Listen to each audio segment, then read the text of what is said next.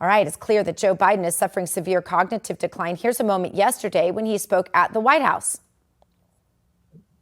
So today I'm pleased to announce we're working with Congress to invest $40 billion in our Pacific Islands Infrastructure Initiative. We call it the PI anyways. It doesn't matter what we call it, but that's what it is. I was going to get back to acronyms, and I'm going to withstand not doing that. And Dr. Frank Contessessa is an internist, and he joins us now. Doctor, we all know Joe's going downhill fast, but how fast? Well, good morning, and thanks for having me. Pleasure. We're all kind of watching this in real time, and it doesn't take a lot to go back even just a couple of years, even just to the last election, and we can see a major difference in Joe Biden. And, it's not the exception. They try to explain that, oh, well, he just had a mishap. He had a slip up. It's a pattern now. Now it's if he gets through a speech, it's the exception.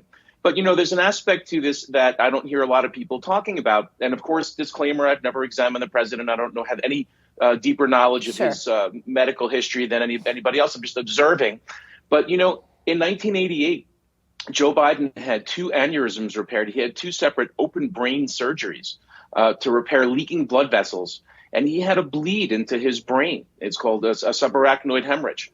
And when that happens and you expose the brain to air, it's really never the same. And what you see now, there's actually a syndrome called post-subarachnoid hemorrhage syndrome.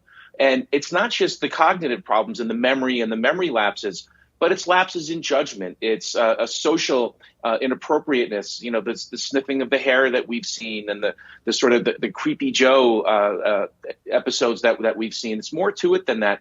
It's happening more now. And I think it's accelerated because of his age. But some of this stuff is observable, even over the past couple of years, probably linking back to those brain surgeries that he had, decades ago.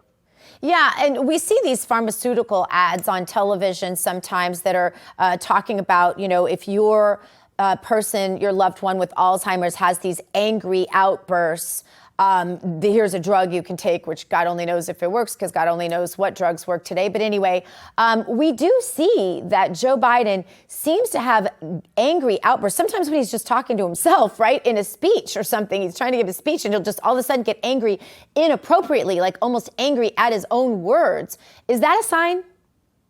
It is. It is. If you look at this subarachnoid hemorrhage, post-subarachnoid hemorrhage syndrome, that's kind of one of the things. And it's a whole constellation of symptoms, but that is one of them. It's the lack of judgment, even speaking to the victims in Hawaii, telling about his little kitchen fire and almost losing his Corvette and his cat when these people just had their entire lives incinerated. It doesn't take a brain surgeon to know that that's not what you say to people who just lost everything. And this guy's been in politics for 40 years. So he should know better that that's not what you say. And maybe the reason that he doesn't is because he's suffering from this particular syndrome. Yeah, and another thing that I've observed, I'm a student of human behavior and body language. That's my background in psychology. And my son, Samuel, I have a son who has Down syndrome. And I have to constantly remind him, heel, heel, heel, when he's walking because he'll forget to walk on his heels. He shuffles on his toes. And it's a sign of a cognitive impairment. The child, my little boy has Down syndrome. So I have to constantly remind him. And I find myself when I watch Joe Biden walking, wanting to say, heel, heel, heel, because it just doesn't look cognitively on the ball, right? To be shuffling and walking on your toes like that. Is that another symptom? It is. So, and this goes towards the dementia component.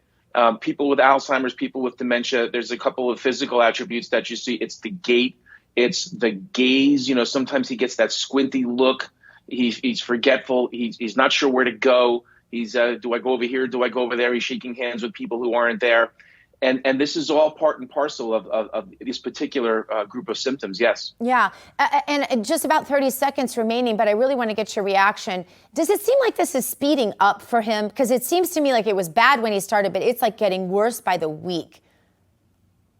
I think it is speeding up. And, part of that is people who are going through these cognitive issues, the word they like routine. They do best in routines where you're kind of doing the same thing over and over again with similar surroundings and in a comfort zone.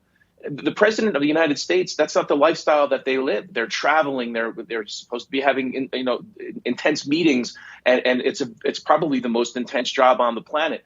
And it's probably not the best place for somebody who's going through this. And It'd be nice if somebody loved him enough to actually take care of him rather than to exploit him like the puppet that he's become. Anyway, Dr. Frank Contessessa, we thank you so much for being here.